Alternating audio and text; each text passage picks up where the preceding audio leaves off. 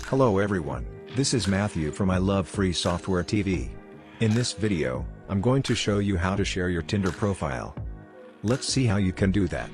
First, open the Tinder app and go to your profile. Then, tap on the settings icon and scroll down to the web profile. Here tap on username option and create a username for your Tinder profile.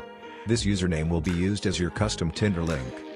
After creating a username, you'll see two new options under web profile section. View profile and share URL. If you click on the view profile, it will show you a preview of your Tinder web profile. And if you tap on the share my URL, it will let you share your Tinder profile. People can now tap on like me on Tinder button and can see your profile.